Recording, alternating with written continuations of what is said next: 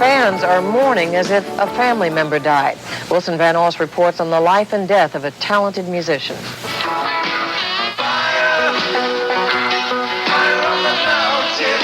At age 38, Brent Midland was the junior member of the Grateful Dead. He joined the group 10 years ago, and many followers say he was just now coming into his own. Police say friends discovered Midland's body at his Lafayette home this morning. Midland is the third Grateful Dead keyboardist to die. Keith Godshaw was killed in a 1980 car wreck after he'd left the band, and Ron McKiernan died of liver disease in 1973. I guess I think he went from sober to Bobby in the Midnights, then into the Dead, as I recall. But the way I heard it was that Jerry had seen Brent work with Bob and suggested that he was, somebody they should try out. Brent told me that he had listened to a bunch of Grateful Dead records and then gone in to try out with them and sort of been told, well, we don't do it that way. Listening to the records was not a good idea, He mentioned that they might have rehearsed for a couple of weeks, and he mentioned that they went up on stage at Spartan Stadium. We got out right before we went on stage. I said, what are we going to do? I don't know what we're going to do. Follow along. Thank you very much. Good night. BCN, that's for Brent Midland, keyboardist of the Grateful Dead, who died sometime today from unknown causes so far. A coroner's report will give us more details soon.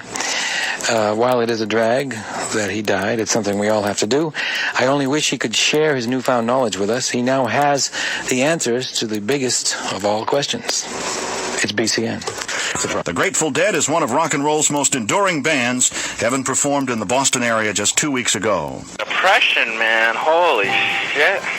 I don't know. I'm calling you now because I got to work tonight. I knew you wouldn't be home, but fuck, man. I was like driving to New York. I had K-Rock on, and it's a very important announcement. I thought they were going to say, about the Grateful Dead. I thought they were going to say, they added more dates to the garden. And as soon as they said Brent's name, I'm like, oh shit. And sure enough, man, he looked really bad in Chicago. Actually, after the concert, Rachel was like, wow, Brent looked really bad, So I still don't know why he died yet, but this really sucks. Welcome to Missing Man, the Vince Welnick story, episode 5. I'm your host, Thom Jennings, and this episode is entitled The Audition. Now, before we begin this segment, I want to give listeners a quick content warning. In this episode, we'll be discussing drug use, overdose-related deaths, and a brief mention of suicide. For all their freewheeling spirit and sense of improvisation, the Grateful Dead had something of a tragic pattern when it came to keyboard players. First came Ron Pigpen McKiernan, one of the band's original members. Pigpen brought blues and soul to the early Dead sound, but years of heavy drinking caught up to him. And in 1973, he died at just 27 years old from gastrointestinal bleeding, a complication of liver disease. Next came Keith Gaucho, who along with his wife Donna joined the band in the early 70s. This was a period that many Deadheads think was the Dead's best in terms of live recordings. Keith was more of a traditional pianist, jazz-influenced, technically gifted, but like many in that era, he also struggled with addiction. After leaving the band in 1979, Keith died in a car crash in 1980. He was only 32.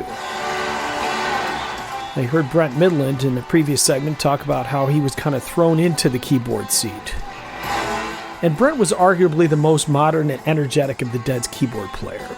Brent had this gravelly voice, could wail with the best of them. He also brought synthesizers and a harder edge to the band's evolving sound. But just days after the Dead finished their summer tour in 1990, Brent died from a lethal combination of cocaine and morphine. He was only 37 years old. This is Grateful Dead publicist Dennis McNally talking about the impact the death of Brent Midland had on Jerry Garcia. In general, the death of Brent, devastated people, but in particular Jerry. I always felt, frankly, that he never fully recovered. Not that he was, personally responsible for Brent's death by any means, but that the Grateful Dead, as this phenomenon separate from any individual, had sort of claimed a victim, since it was his life too, as part of the Grateful Dead, the fact that people, instead of being nurtured, were dying. And of course, I assume that what had happened with Brent was that he knew nothing about doing drugs, frankly, very little. Was about to go on, he had a DUI and was about to go on a period of where they were going to be able to check him. So he had like a last party. So, and because he didn't know what he was doing, he died. As I say, it's my opinion that I don't think Jerry ever fully recovered from that. I was not in the room when they started thinking about auditioning new musicians. They did conclude that they needed a regular, in particular, a keyboard player and somebody who could do high harmonies. Again, Jerry, I know, and probably other members of the band, hated the idea of auditioning. The sort of, you're good and you're not thing did not appeal to Jerry. So they did as little as humanly possible. We may end up moving down there. And he's like, oh, what? I'm not fucking moving to Mexico. Like Vince. I said, Vince, honey, you're not going to have much of a choice. You have to go I go, what do you care where you live? You're never home anyway. You're always on the road. It doesn't matter where you come home to. And he's like, well, maybe. And I go, well, let's just go down there. Your mom's getting old. You could be near her, blah, blah, blah. So a couple of days before we were about a week before we were going to leave, Sheila Jones, our friend, calls, and she said, oh, my God, Laurie, did you hear what happened last night? And I go, what? She goes, Brent Midland died in the hot tub. And I went, what?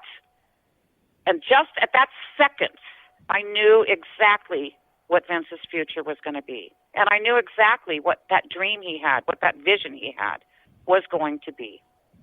I knew it. And I went, oh, my God, whatever. So then I hung up the phone, and I sat there for a second, and then I grabbed the phone again, and I called Mimi Mills, who used to be the secretary for the Tubes. And I called Mimi, and she was working with Bob Weir. She was working with Barbara Whitestone, who was Bob Weir's, CPA or something. And I said, Mimi, we need to get together. I need to talk to you about getting Vince an audition. You're going to have to talk to Bob Weir about this. And she goes, Laurie, thousands of people are coming for that gig, and for the audition. I go, I don't care. Let them come. It's Vince's. And if you get him the audition, Mimi, I'm going to take you shopping. I'll buy you a car and everything.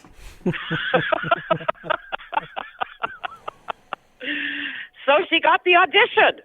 That phone call marked a quiet but unmistakable turning point. Behind the curtain, the machine had started moving, slowly and cautiously, towards Vince. It wasn't official. It wasn't even promised. But it was real. The Grateful Dead, one of the most successful live bands of all time, were seriously considering Vince Welnick. When the Grateful Dead, they called our house to check to see, they were considering Vince along with other people. And since they knew we had worked together, they asked, what I thought and what Todd thought. And so they said, okay, thanks. That really helped us make our decision. And while Vince contemplated his next career move, unaware of the growing chatter, those who knew him best could sense that something was shifting. One of them was his longtime friend, Mike Duffy, who had a front row seat to the whole process. And I got to watch Vince progress with Todd and Prairie through his band. And the Tubes were kind of struggling, and then Prairie had Todd to fall back on. And I go all the way with Vince to when he first joined the Dead. And like I said, I've been Bob Weir's plumber for quite a long time and friend. And Prairie introduced me to Bob one day. He goes, hey, you want to play flag football with Bob Weir? And I was never a big Deadhead, but I'd go see him in the park and whatnot. And it was me, Todd, Prairie, and I walk up there with Prairie and a scientist named, I forget his name. We went up to Pacific Heights and played flag football. And Joel was there, Joel Tortellini. I can't pronounce his last name, but he was another character amongst everybody. Good friend of Todd's. And he saw me stretch and he goes, I want that guy on my team.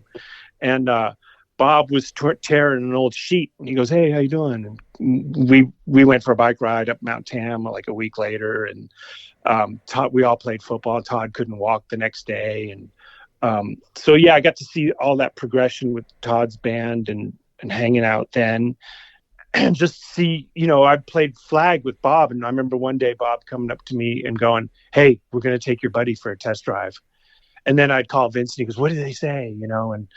Just say, "Hey, I heard you're going to go for a test drive," and got to go to the studio when Vince drove. He was down, wasn't making a ton of money. He was driving this big old Cadillac, like he called it the Blight of the Flight.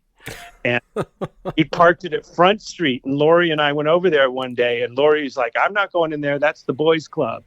And I went in, and it was really cool just to see Steve Parrish was there. He was the Grateful Dead, like Jerry's right-hand man and, the enforcer, so to speak. Really, he's a nice man too.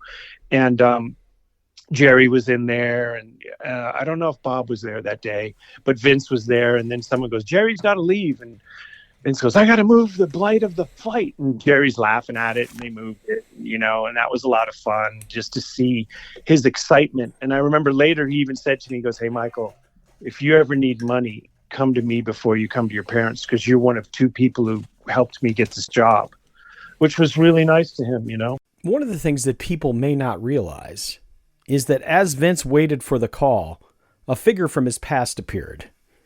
So as one door was poised to open, the other one was slightly creaking ajar. Enter Fee Waybill and the possibility of a full Tubes reunion. Now, we've heard Vince talk about his time in the Tubes and how loyal he felt to that band. So one can only guess if he had to make a decision between the Tubes and almost anything else, he certainly would have chosen the Tubes. Here's Fee Waybill. I think it was like the week before he auditioned for the Grateful Dead, which was 1991. And I had been out of the band for about 4 years. And we all said, well, let's get back together. Everybody's kind of straightened up their act. And so we all got together in San Francisco to talk about reuniting the band. This was and Vince was there. And Vince said, well, okay, really cool, yes, but, I have an audition next week with the Grateful Dead. Brent Midland had just died, and they were looking for a keyboard player, and he said something, they're gonna audition a couple of guys from San Francisco. He goes, so I have an audition. And I went, and we all thought, well, no, that's not, Grateful Dead, you're going to go to, they don't, anyway. We thought, okay, well, if you don't get the gig, then let's get the Tubes back together. Oh, okay, great. And then next week, he calls up and goes, hey, guys, I got the gig. As we will learn in the final episode, this would not be the last time that Vince had an opportunity to reunite with his bandmates in the Tubes, a full reunion and full tour. But in the spring of 1990, he had no time for nostalgia.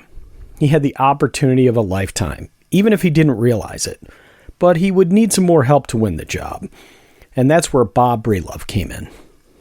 One of my first exposures to Vince was a phone call. We were scheduled for the audition, and I got this call from Vince, and I could tell he was really tensing up. He was really tensing up about the audition, and he was checking about the equipment, and he got just turned that corner where you. And I was driving across the Bay Bridge to Oakland when he called. I just said, "Wait a minute, Vince. These guys just lost their pal. You don't want to come in with this energy." And he just turned it around. Well, he got it. Just turned it right around like that. It's like, okay, you're right. This is about having fun. And I think he brought that to it, While Bob Bralove helped him learn the musical language of the Grateful Dead, back at home, Vince's wife, Laurie, was his confident cheerleader. This was not just another gig. This was a career resurrection, a second chance for Vince, or third chance, depending on how you look at it. Laurie and Vince even discussed the so-called keyboard curse. But ultimately, that wasn't what concerned Vince, and it certainly didn't concern Laurie. We had to go. I said, we're going anyway to Baja. You did your audition. You know, I remember exactly picking out his clothes to make sure he looked healthy and clean to go to his audition. He went to he practiced all week to learn 100 songs, 100 Grateful Dead songs in a week. So he's like, he knew everything they'd ever played in 1 week. Every cover tune, every tune they ever wrote. He knew every single thing in 1 week. But the funny thing is, after I hung up the phone and told him, Mimi just called and, you have an audition for the band, the Grateful Dead. He looked at me. I'll never forget this. And he goes, Laurie, I don't even know if I want to be in that band. I mean, I don't know any of their songs or anything. And I just looked at him and I went, I put my hand on his hand and I went, honey, you want to be in that band. He didn't. So then he got the music. After he had done the audition, he got all the music before that. He did the audition. He came home, and we went to Mexico. He hated every minute of it. He even went in a church and prayed when we were in one of the villages to please don't let me live here. Wow. And then we got home. I remember it was in August, and the phone rang, and it was Bob Weir, and that's when he asked him, is your insurance paid up? Because our keyboard players don't seem to stick around very long. So, yeah. We had that conversation, Vince and I did. And it was once again one of those things where it was so wonderful that you can't picture anything bad coming from it.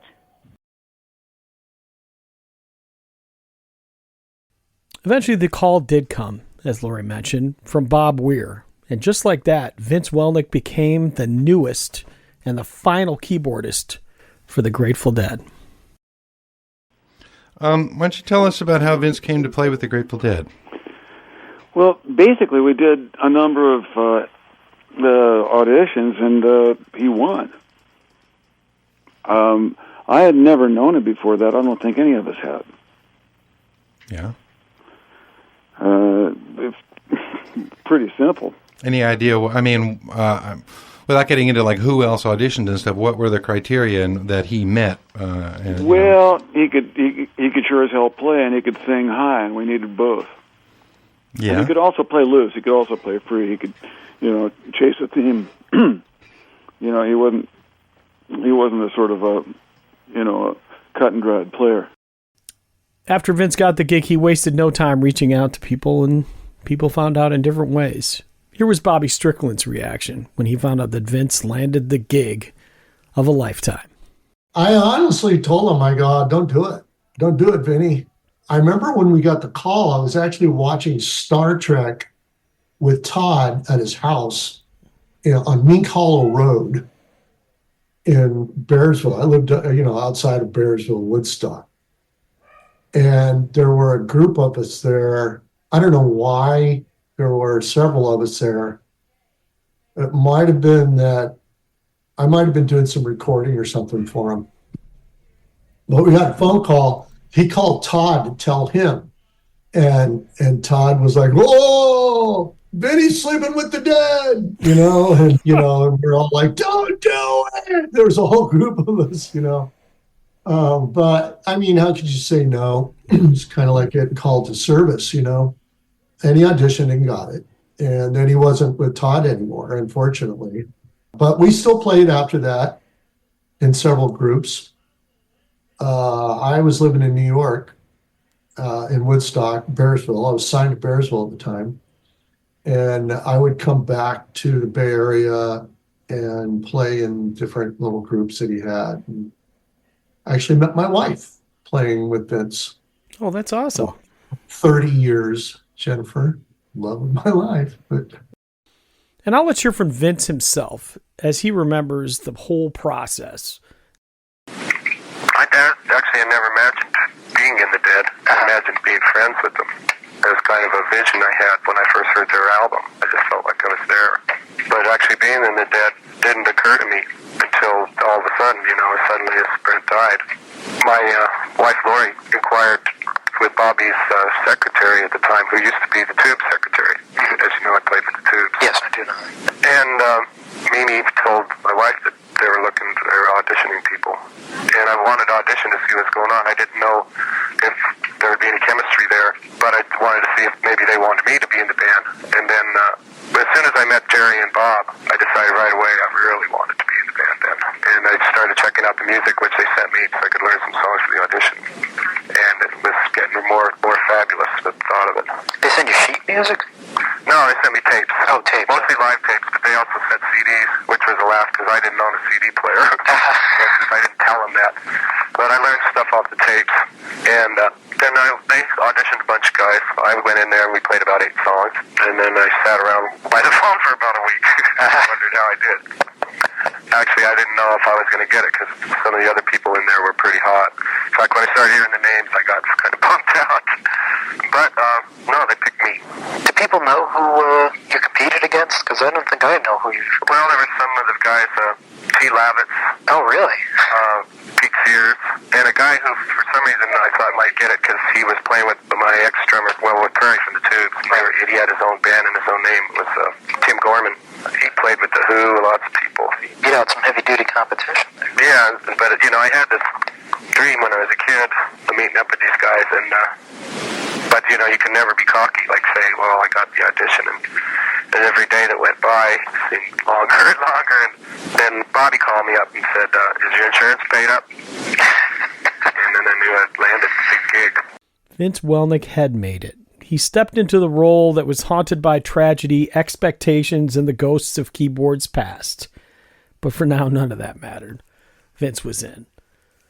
Here's Bob Bralove talking about working with Vince. There's several things that happened that you could point to them being excited about.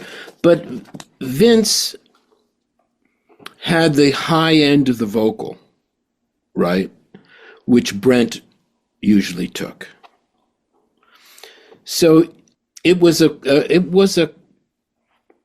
rough blow for the band, for everyone, for me in particular, since I worked with him so much, to lose Brent. It was pretty intense. So, and these guys, they'd been with him 2 or 3 times the amount of time I'd been. So this, the process of making music together is so vulnerable, especially when you make music like these guys do, where you're taking chances all the time. You're not hiding behind anything. So the loss of an integral person is huge. But if you think, okay, that person, we have to find somebody who fits in, and here's somebody who we don't have to rearrange the vocals for. Mm. It's like, okay, he's fitting in to what we do. And the amount of struggle, I mean, they're brilliant singers in their way, but it's not something, the parts have been there and blended in over years and years of being on the road and knowing what works best for them. So they're all in this comfort zone vocally. And here comes somebody who can replace that. So to me, that was a big thing. But Billy, also after the audition, they played Estimated Profit, which is an odd time, right? It's 14/7, however you want to look at it.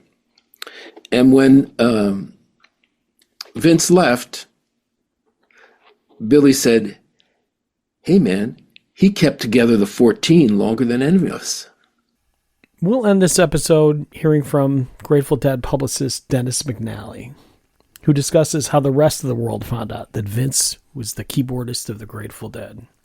After they selected Vince, I said to Jerry, "When do you want to announce?" And he said, We're not going to announce. People will find out when we do our next show in Cleveland. Wow. Now, that we have to unpack that. What he meant was, I don't want to talk about this. I don't want to think about this. Leave me alone. That was the essence. As the publicist, I felt it was my obligation to protect the band. And one way to do that was, among other things, to leak the choice so that instead of the Cleveland plain dealer scooping the world, that I would give it to the Chronicle. And, just because after all, the Chronicle had been covering the San Francisco, had been covering the band since the beginning, which is roundabout way what I did. But that sort of tells you a lot about Jerry's mood. I mean, he was, as I say, pretty broken up. Whether and unfortunately, those guys are not really good at dealing with grief or difficult emotions, any of that stuff. They were the least woke about that stuff emotionally of anybody you'd ever want. They were all guys who had pretty much ended up, starting in their very, young years, living a life in which they could just do pretty much what they wanted in terms of their attitude toward their music was rewarded. That is to say, their commitment to their music was rewarded.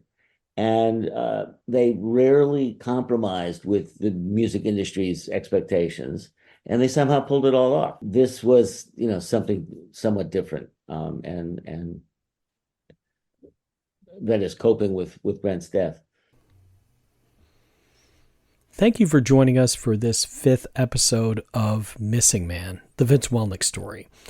As we near the end of this journey, I want to take a moment to thank all of you for listening and for keeping Vince's spirit alive through your curiosity, your compassion, and your love of his music.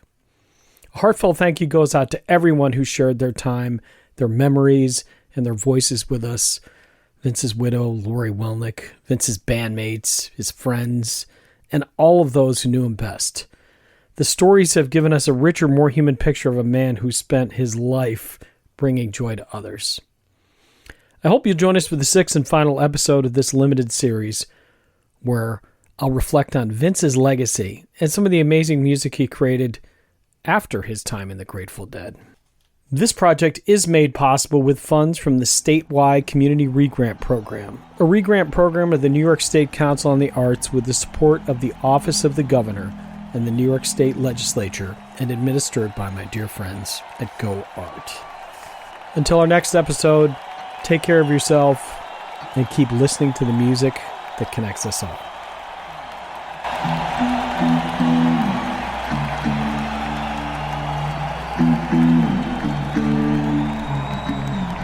I'd like you all to meet Vince Welnick playing